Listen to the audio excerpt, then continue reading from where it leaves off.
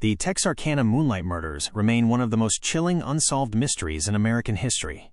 Occurring in 1946, these attacks targeted young couples in lovers' lanes along the border of Texas and Arkansas, earning the culprit the terrifying moniker, the Phantom Killer.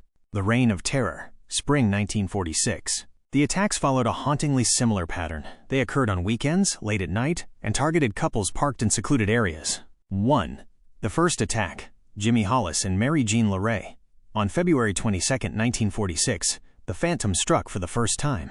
Jimmy and Mary were parked on a secluded road when a man in a white mask, resembling a pillowcase with eye holes, approached them. The brutality: he beat Hollis with a pistol so severely that his skull fractured in 2 places. He then assaulted Larry before she managed to flee to a nearby farmhouse. The outcome: miraculously, both survived, but their descriptions of the attacker were vague and conflicting. 2. The first fatalities, Richard Griffin and Polly Ann Moore. 4 weeks later, on March 24th, a passerby found a car on a quiet road outside town. Inside and nearby were the bodies of Griffin and Moore. Both had been shot in the back of the head. A blood-soaked rug found outside the car suggested they had been forced out before being executed. 3. The graduation night murders, Paul Martin and Betty Jo Booker. On April 14th, the town's fear turned into a full-blown panic.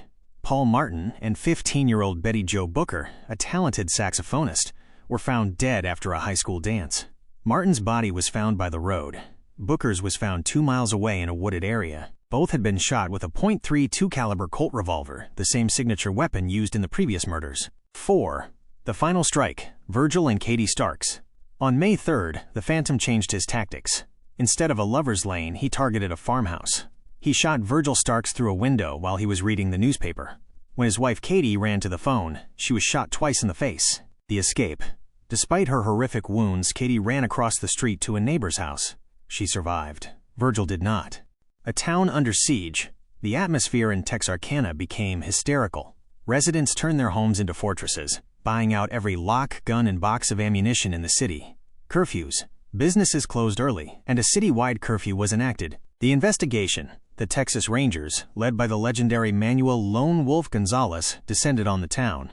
They used decoy couples, undercover officers, to sit in parked cars, hoping to lure the killer out. The Phantom never bit. The primary suspect, Youell Swinney. While no one was ever officially charged with the murders, the lead suspect was Youell Swinney, a career criminal with a history of car theft and assault. The evidence: Swinney's wife, Peggy, gave a detailed confession implicating him in the murders. However, under the laws of the time, a wife could not testify against her husband, and her story was inconsistent. The outcome: Swinney was never tried for the murders but was sentenced to life in prison as a habitual offender for car theft. Interestingly, once Swinney was behind bars, the moonlight murders stopped. He was released in 1973 and died in 1994, taking any secrets to his grave. Legacy and pop culture: the case remains officially cold. The mystery of the hooded killer inspired the 1976 cult classic horror film The Town That Dreaded Sundown, which famously blended fact with urban legend.